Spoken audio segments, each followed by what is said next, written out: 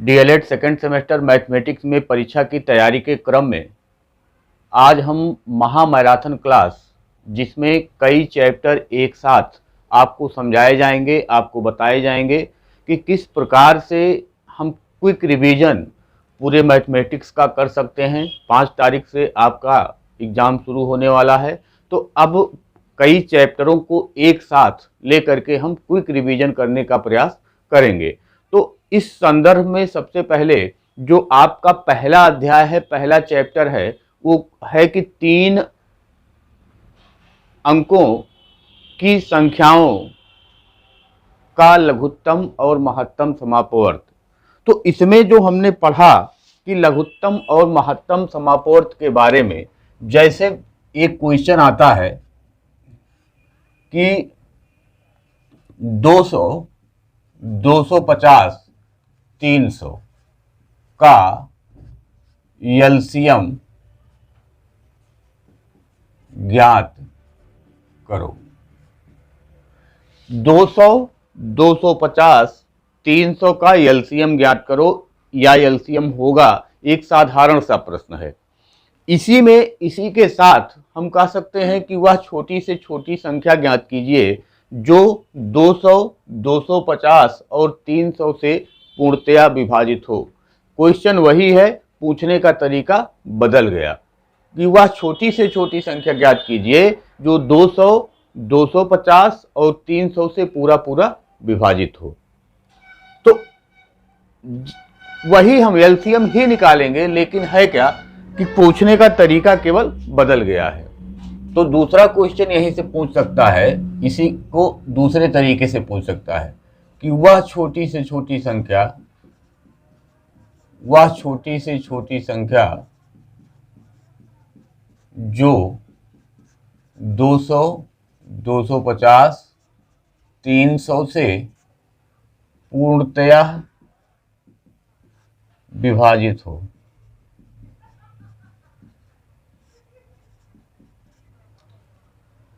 फिर पूछ सकता है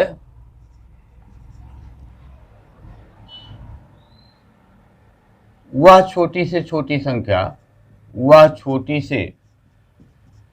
संख्या जिसमें 5 जोड़ने पर 200, 250, 300 से पूर्णतः विभाजित हो। फिर इसी को पूछ सकता है कि वह छोटी से छोटी संख्या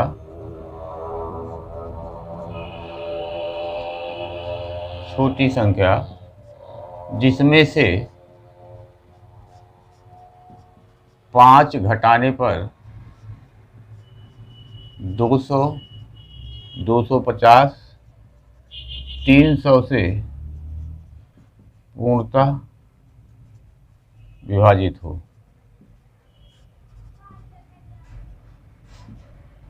फिर पूछ सकता है वह छोटी से छोटी संख्या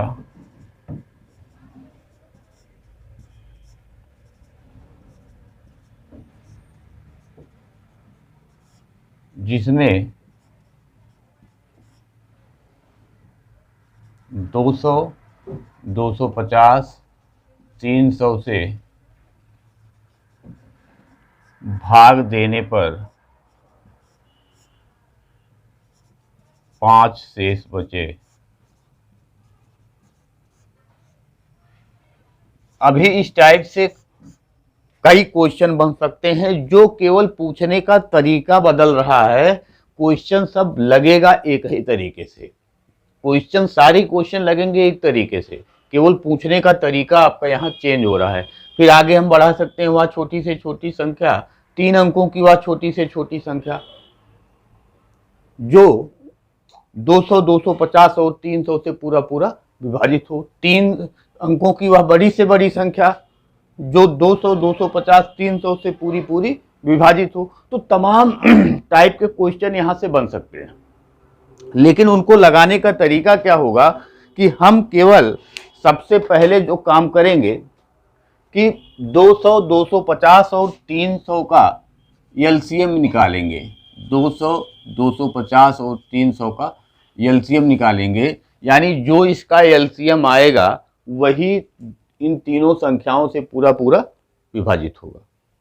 तो 2 से काटेंगे तो ये 100 बार में कट जाएगा, 125 बार में कट जाएगा, 150 बार में कट जाएगा। फिर 2 से काटेंगे 50 बार में कट जाएगा, 125 नहीं कटेगा, 75 बार में कट जाएगा।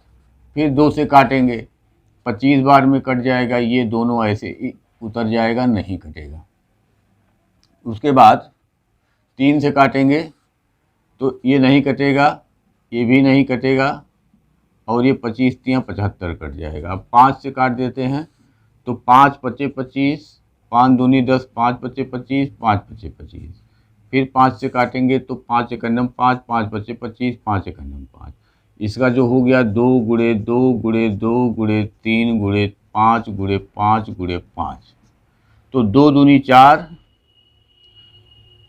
2 दूनी 4, 4 पच्चे 20, 20 पच्चे 100, 100 पच्चे 500, 500 3 1500, 15 दूनी 3000। तो इसका जो सबसे छोटी से छोटी संख्या 3000 है, जो 200 से 250 से और 300 से पूरा पूरा विभाजित होगी। इससे छोटी ऐसी कोई संख्या नहीं है जो इन तीनों से पूरा पूरा विभाजित हो जाए।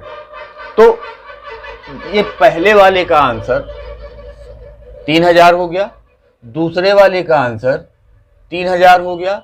फिर कहा कि वह छोटी से छोटी संख्या जिसमें 5 जोड़ने पर, तो जब 5 जोड़ने पर 3000 वह पहुंचे तो तीसरे का आंसर हो जाएगा 5 जोड़ने पर, तो यहीं लिख दीजिए 3000 और इसी में से 5 माइनस कर दीजिए तो 2995 ये आंसर हो गया इसका।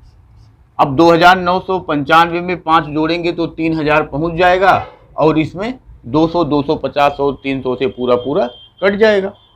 उसके बाद वह छोटी से छोटी संख्या जिसमें से 5 घटाने पर, तो 5 घटाने का मतलब हो गया कि 3000 में 5 जोड़ देंगे तो ये आ जाएगा उत्तर 3005, यही आंसर होगा। जब 3005 में से हम 5 घटाएंगे तो 3000 पे आ जाएगा, और 3000 200, 250 और 300 से पूरा पूरा विभाजित हो जाएगा। वह छोटी से छोटी संख्या जिसमें 200, 250 और 300 से भाग देने पर 5 शेष बचे। 200, 250 और 300 से भाग देने पर 5 शेष बचे, तो 5 शेष कब बचेगा? जब हम 5 वह ज़्यादा होगा किससे? 3 जो उसका एलसीएम है उसमें जब 5 जोड़ देंगे तो यही 5 क्या होगा? शेष बचेगा, और इसका भी उत्तर यही 3005 होगा। तो इस प्रकार से हम देख रहे हैं कि केवल क्वेश्चन को पूछने का तरीका बदलता है, बाकी सारी चीज़ें वही हैं, केवल आपको समझना है उस चीज़ को कि क्या पूछने का प्रयास कर रहा है। अब पूछ सकता है कि 4 अंकों की वह बड़ी से बड़ी संख्या ज्ञात कीजिए जो 200, 250, 300 से पूरा पूरा विभाजित हो जाए। तो देख रहे हैं कि 3000 तो इसका एलसीएम आता है, 9999 बड़ी से बड़ी संख्या, तो 3 त्रिका 9000 सबसे बड़ी संख्या होगी जो इन तीनों से कटेगी। 9000 सबसे बड़ी संख्या होगी जो इन तीनों से कटेगी, तो आंसर 9000 हो जाएगा। तो इस प्रकार से केवल वो क्वेश्चन को पूछने का तरीका बदलता है। इसी क्वेश्चन को इस तरीके से भी हम कह सकते हैं कि 200, 250, 300 का एचसीएफ। अब एचसीएफ इसका ज्ञात करना है, एलसीएम वहां ज्ञात करना था, यहाँ एचसीएफ उन्हीं संख्याओं का ज्ञात करना है। तो एलसीएफ निकालने का 2 तरीका है। पहला तरीका यह है कि आप इसका अभाज्य गुणनखंड कर लीजिए, 200, 250, 300। तो जब इसका अभाज्य गुणनखंड करेंगे ये 100 बार में कट गया, 50 बार में कट गया, 25 बार में कट गया, 5 पचे 25। इसका गुणनखंड करेंगे तो 125, 25 ये हो गया। 2 से काटेंगे 150, 2 से काटेंगे 75, 3 से काटेंगे 25, फिर 5 पचे 25। इसका मतलब हो गया कि 200 को हम लिख सकते हैं 2 गुणे 2 गुणे 2 गुणे 5। 250 को हम लिख सकते हैं 2 गुणे 5 गुणे 5 गुणे 5। 300 को हम लिख सकते हैं 2 गुणे 2 गुणे 3 गुणे 5। जब हम HCF निकालते हैं तो जो तीनों में कॉमन मिलेगा वही HCF हो जाएगा। तीनों में कॉमन यहाँ 2 है, यहाँ भी 2 है, यहाँ भी 2 है, तो क्या हो गया, ये 2 हो गया। फिर 2 यहाँ है लेकिन यहाँ नहीं है, नहीं लेंगे। 5 यहाँ है, 5 यहाँ भी है और 5 यहाँ भी है, तो 2 गुणे 5 हो गया। एक 5 और यहाँ है, एक 5 और यहाँ से ले लीजिए, और एक 5 और यहाँ से ले लीजिए, तो एक 5 और हो गया। यानी आ क्या गया, 2 पचे 10 पचे 50। तो HCF इसका आ गया 50। फिर से देखिए 200, 250, 300 का हमने अभाज्य गुणनखंड कर लिया, तो ये आया 2 गुणे 2 गुणे 2 गुणे 5 गुणे 5। ये आया 2 गुणे 5 गुणे 5 गुणे 5। ये आया 2 गुणे 2 गुणे 3 गुणे 5 गुणे 5। अब यहाँ 2 सब में कॉमन है, 2 ले लिया। 5 सब में कॉमन है, 5 ले लिया। एक 5 और सब में कॉमन है, एक 5 और ले लिया। 2 पचे 10 पचे 50, यही इसका HCF हो गया गुणनखंड विधि के द्वारा। अगर इसी को कहता कि मान लीजिए भाग बीच से लगाने के लिए, तो पहले हम 200 और 250 का निकालते HCF। तो 2 एकन्नम 200, 50 बचा, 50 से 200 में भाग देते, 50 चौका 200, यानी कि 200 और 250 का जो HCF आया वो 50 आया। अब 50 का और 300 का निकालते, तो 50 से 300 में भाग देते, तो 5 छक्का 30, 300 ये कट गया, यानी यहाँ जो HCF आ जाता वो आ जाता 50। तो भाग बीच से और अभाज्य गुणनखंड बीच से ये हमने आपको समझाने का प्रयास किया। इसके बाद जो आपका दूसरा चैप्टर है, आगे जो आपका है, उसमें आपसे पूछता है कि पूर्ण संख्या, प्राकृतिक संख्या, पूर्णांक संख्या और उसके बाद परिमेय संख्या। तो आइए उसके बारे में हम चर्चा करते हैं। हमको यहाँ कुल 4 संख्याओं के बारे में पढ़ना है। सबसे पहले हमको पढ़ना है कि प्राकृतिक संख्या किसे कहते हैं। प्राकृतिक संख्या, तो प्राकृतिक संख्या को हम देखेंगे कि 1 2 3 4 5 और ये अनंत तक चली जाएंगे। यानी कि जिन संख्याओं से हम वस्तुओं की गणना करते हैं उसी को प्राकृतिक संख्या कहा जाता है। सबसे छोटी प्राकृतिक संख्या की बात होगी तो 1 होगी, और सबसे बड़ी प्राकृतिक संख्या अनंत, इनफाइनाइट होगा।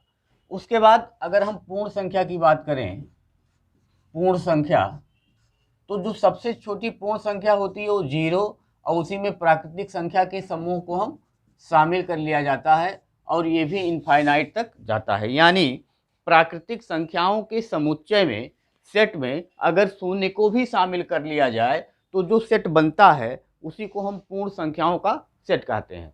सबसे छोटी पूर्ण संख्या 0 होती है और सबसे बड़ी पूर्ण संख्या अनंत, इनफाइनाइट होती है। उसके बाद अगर हम पूर्णांकों की बात करें कि पूर्णांक किसे कहते हैं, तो संख्या रेखा पर शून्य के दाहिनी तरफ जब चलते हैं तो +1 +2 +3 +4 होता है।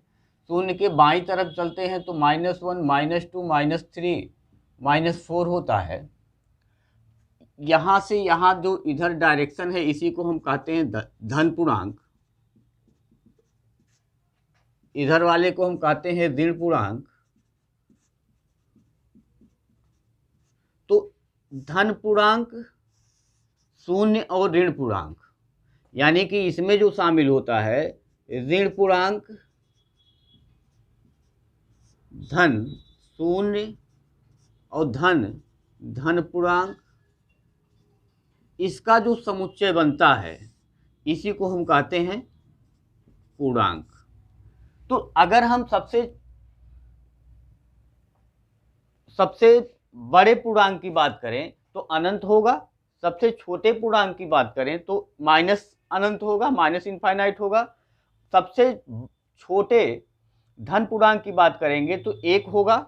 सबसे बड़े धन पूर्णांक की बात करेंगे तो इनफाइनाइट होगा। सबसे बड़े ऋण पूर्णांक की बात करेंगे तो -1 होगा। सबसे छोटे ऋण पूर्णांक की बात करेंगे तो माइनस इनफाइनाइट होगा। शून्य क्या है? ना तो धन पूर्णांक है ना तो ऋण पूर्णांक है। उसके बाद परिमेय संख्या के बारे में आपको पढ़ना था कि परिमेय संख्या होता क्या है, जिसको p/q के रूप में लिखा जा सके और जहां q is not equal to 0 यानी q जो हो वह 0 के बराबर ना हो। जैसे हम लिखते हैं 5/4 यह एक परिमेय संख्या है, √4 यह एक परिमेय संख्या है, -3/5 यह एक परिमेय संख्या है, 4/-3 यह एक परिमेय संख्या है। तो इस तरीके से हम देखते हैं कि जो p/q के रूप में लिखा जा सकता है वो सब परिमेय संख्याएं होती हैं। इसके बाद हमको पढ़ना था कि सरलीकरण, इन्हीं संख्याओं पर सरलीकरण हमको पढ़ना था। तो जब हम सरलीकरण की बात करेंगे तो सरलीकरण में हम देखते हैं, जैसे हम एक क्वेश्चन लेते हैं कि 60 गुणे 15/3 धन 18 ऋण 12 का 3/4। ये एक क्वेश्चन आ गया, सरलीकरण का है, गुणा है, भाग है, जोड़ है, घटाना है, आफ यानी का है, सब कुछ है। तो जब हम सरलीकरण करते हैं तो सबसे पहले हमारा एक जो क्रम होता है वो क्रम ये होता है कि सबसे पहले हम ये लाइन ब्रैकेट को सॉल्व करते हैं, फिर छोटे ब्रैकेट को सॉल्व करते हैं, फिर मझले ब्रैकेट को सॉल्व करते हैं, फिर बड़े ब्रैकेट को सॉल्व करते हैं, उसके बाद आफ को सॉल्व करते हैं। आफ का मतलब का होता है और का माने गुणा होता है। उसके बाद हम भाग करते हैं, गुणा करते हैं, जोड़ करते हैं और घटाना करते हैं। ये हमारा क्रम जो है वो क्रमशः चलता रहता है।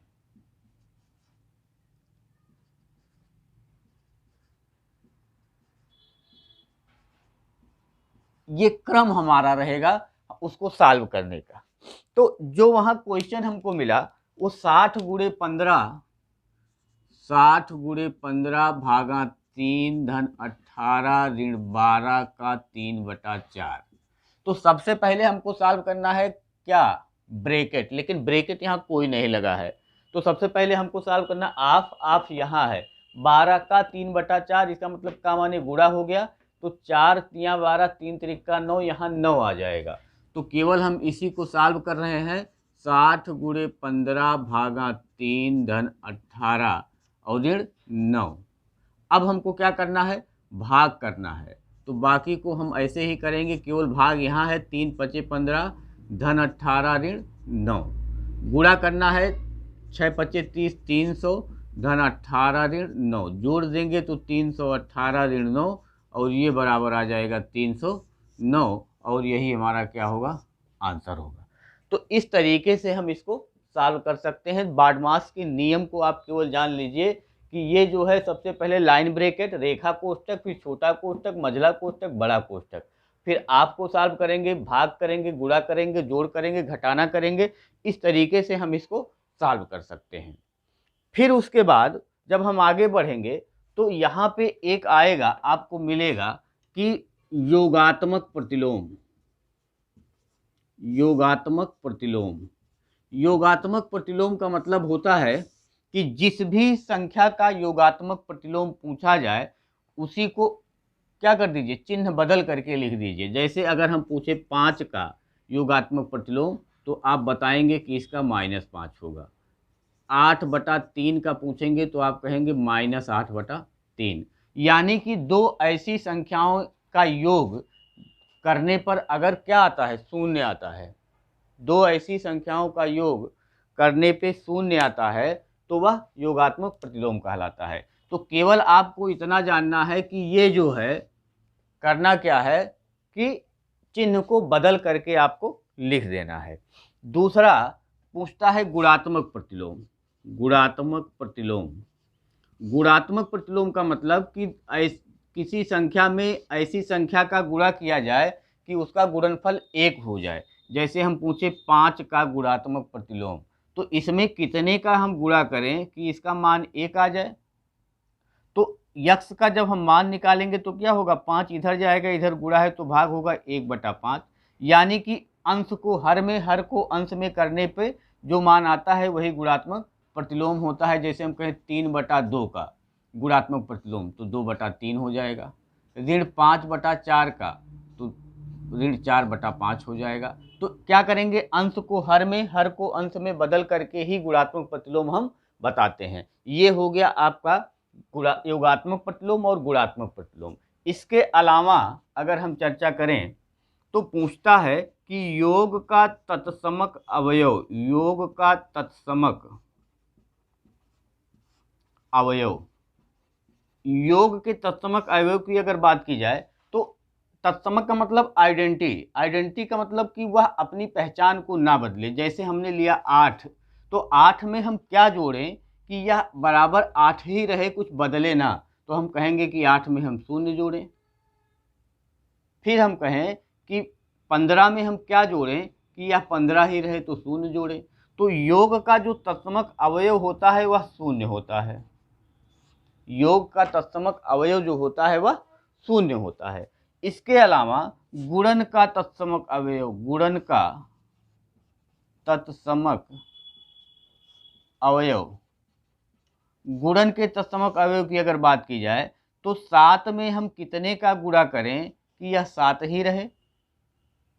तो कितने का हमने कहा, यक्स का गुणा करें, तो यक्स बराबर क्या होगा, 7/7, 1 आ जाएगा। यानी कि 1 का गुणा हम किसी भी संख्या में करते हैं तो वह संख्या जिसमें इसका गुणा करते हैं अपनी पहचान को नहीं खोता है, उसका संख्यात्मक मान वही रहता है जो गुणा करने से पहले था। तो गुणन का तत्समक अवयव क्या होता है, 0 होता है। गुणन का तत्समक अवयव 1 होता है, गुणन का तत्समक अवयव 1 होता है। योग का तत्समक अवयव 0 होता है, गुणन का तत्समक अवयव 1 होता है। तो ये आपने पढ़ा गुणात्मक प्रतिलोम, योगात्मक प्रतिलोम, योग का तत्समक, गुणन का तत्समक। उसके बाद आपने एलसीएम देखा, एचसीएफ देखा और बॉड मास को देखा। इसके अलावा आगे जब हम और बढ़ते हैं तो वहाँ पे पूछता है कि व्यंजकों का जोड़, घटाना, गुणा, भाग और सरलीकरण, इस टाइप के प्रश्न आते हैं। तो जब उसके और आगे हम बढ़ते हैं तो समीकरण आता है, सर्वसंख्या आता है। तो समीकरण और सर्वसंख्या क्या है, समीकरण का मतलब कि यक्स के किसी एक विशिष्ट मान के लिए ही दोनों पक्ष जब संतुष्ट होते हैं तो समीकरण कहा जाता है, और जब यक्स के किसी मान के लिए दोनों पक्ष संतुष्ट होते हैं तो वह सर्वसंख्या कहा जाता है। उसके अलावा हमको आगे पढ़ना है कि बारंबारता सारणी से संबंधित या आपको वर्ग, आयत और त्रिभुज से संबंधित, ये सारी चीज़ें आपको उसमें पढ़ना है।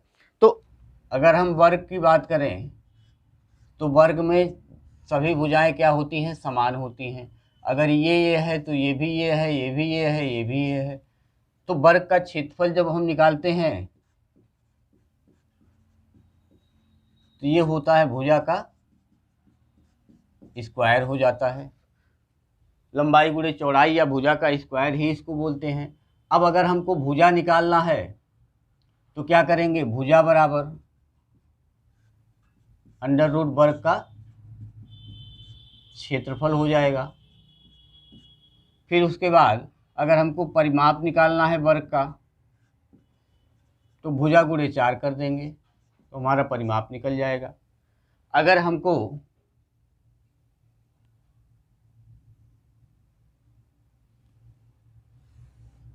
आयत का निकालना है तो ये आयत हो गया। अगर ये यल है, ये बी है, ये यल है, ये बी है, तो आयत का क्षेत्रफल जो होगा लंबाई गुणे चौड़ाई होगा। आयत का परिमाप जो होगा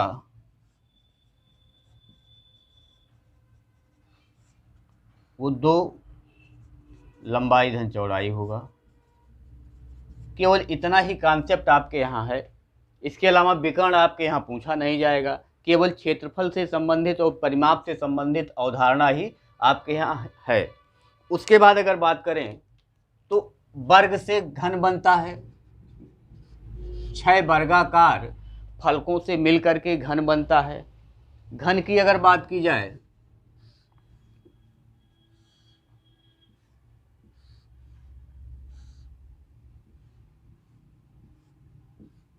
घन हो गया। अगर इसमें कहें हम कि कुल कितने फलक होते हैं तो फलकों की संख्या 6 होती है। कुल कितने शीर्ष होते हैं तो शीर्षों की संख्या 8 होती है। कुल कितने कोर होते हैं, कोरों की संख्या 12 होती है। ये हो गया घन का, और घनाभ दोनों में यही होता है। उसके बाद अगर घन का आयतन कहे तो भुजा का क्यूब होता है। अगर भुजा बराबर पूछे तो घन का आयतन और इसी का घनमूल कर दीजिए, निकल जाएगा। उसके बाद अगर घन के संपूर्ण पृष्ठ का क्षेत्रफल कहे, घन के संपूर्ण पृष्ठ का क्षेत्रफल, एक पृष्ठ का भुजा का स्क्वायर होता है, आप जानते हैं। इसी में 6 का गुणा कर देंगे तो संपूर्ण पृष्ठ निकल जाएगा। घन के पार्श्व पृष्ठ का क्षेत्रफल पूछे, पार्श्व पृष्ठ का क्षेत्रफल, तो पार्श्व पृष्ठ का क्षेत्रफल 4 गुणे भुजा स्क्वायर, क्योंकि छत और फर्श इसमें शामिल नहीं होता है। उसके बाद अगर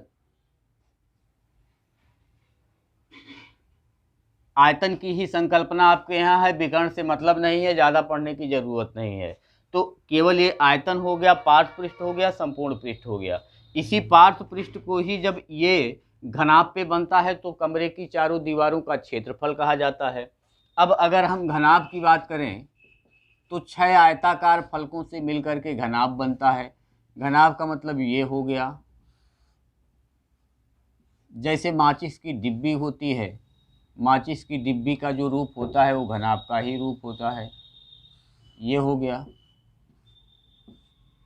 ये घनाभ हो गया। घनाभ का अगर आयतन कहे तो घनाभ का आयतन हो जाएगा लंबाई चौड़ाई ऊंचाई का गुणा कर दीजिए। अब यहाँ से लंबाई को निकालना हो निकल जाएगा, चौड़ाई को निकालना होगा, ऊंचाई को निकालना होगा, निकल जाएगा। उसके बाद अगर घनाभ के संपूर्ण पृष्ठ की बात करेगा, घनाभ के संपूर्ण पृष्ठ की बात अगर पूछेगा तो ये हो जाएगा 2 लंबाई गुणे चौड़ाई धन चौड़ाई गुणे ऊंचाई धन ऊंचाई गुणे लंबाई। ये हो गया। अगर घनाभ का पार्श्व पृष्ठ या कमरे की चारों दीवारों का क्षेत्रफल, कमरे की चारों दीवारों का क्षेत्रफल पूछेगा तो ये हो जाएगा 2 लंबाई धन चौड़ाई गुणे ऊंचाई। इसी को हम इतने को लिख सकते हैं परिमाप, 2 लंबाई धन चौड़ाई परिमाप होता है, तो परिमाप गुणे ऊंचाई। ये हमारा फार्मूला यहाँ से बन जाएगा। तो ये हो गया घनाभ का आयतन, ये हो गया घन का आयतन, वर्ग का क्षेत्रफल और आयत का क्षेत्रफल, ये हो गया। अगर त्रिभुज की बात की जाए कि कोई त्रिभुज हो, इसकी बात की जाए, ABC एक त्रिभुज है, तो कोई भी त्रिभुज हो तो उसका क्षेत्रफल हम निकाल सकते हैं। त्रिभुज का क्षेत्रफल 1/2 आधार गुणे लंब से, इससे हम निकाल सकते हैं।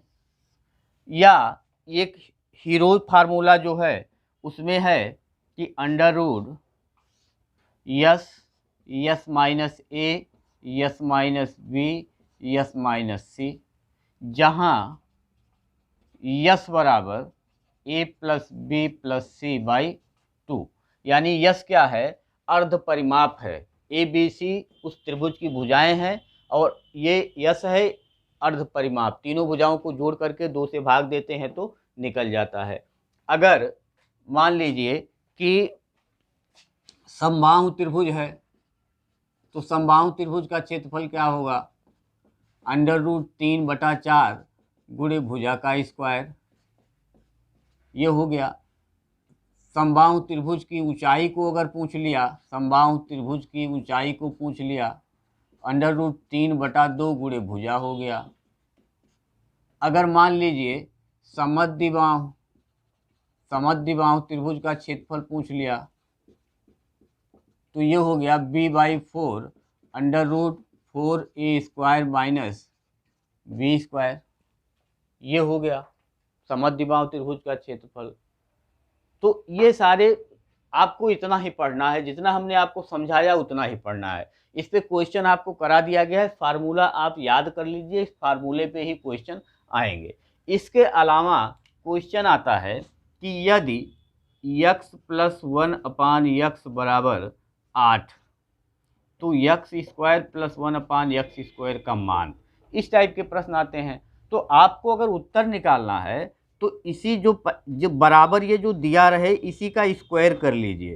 तो 8 का स्क्वायर 64 और 64 में से 2 घटा दीजिए तो ये हो जाएगा 62। इसका उत्तर आएगा 62। इसका उत्तर आएगा। जब प्लस दिया हो तो आप माइनस कर दीजिए 2, और जब यहाँ माइनस दिया हो तो आप यहाँ प्लस कर दीजिए, यानी उसका उल्टा 2 से कर दीजिए। अगर x - 1/x यहाँ दिया होता और x² + 1/x² का मान पूछता, तो यहाँ माइनस देने के नाते यहाँ प्लस कर देते, तो उत्तर यहाँ क्या आ जाता, 66 आ जाता।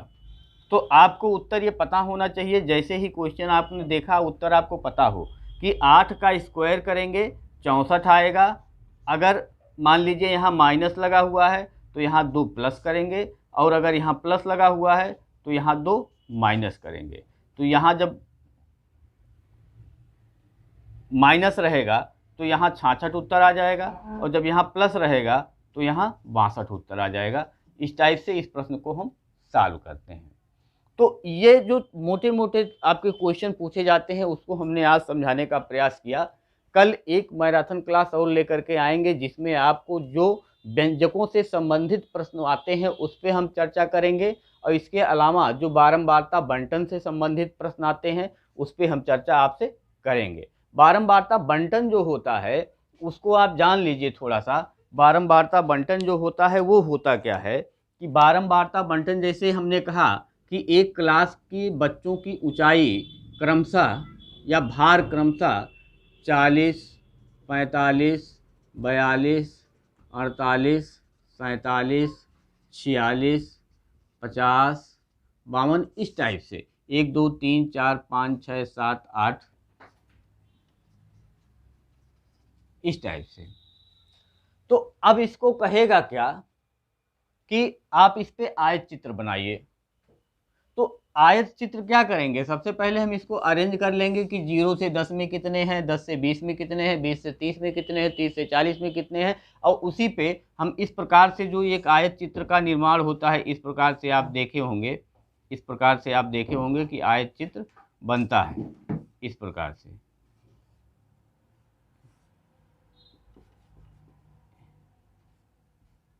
इस प्रकार से आयत चित्र बनता है। तो इस पे चर्चा हम कल करेंगे। बीजीय व्यंजक और बारंबारता बंटन, बहुलक क्या होता है, समांतर माध्य क्या होता है, माध्यिका क्या होता है, इस पे चर्चा हम कल के क्लास में करेंगे। आज के लिए इतना ही, धन्यवाद।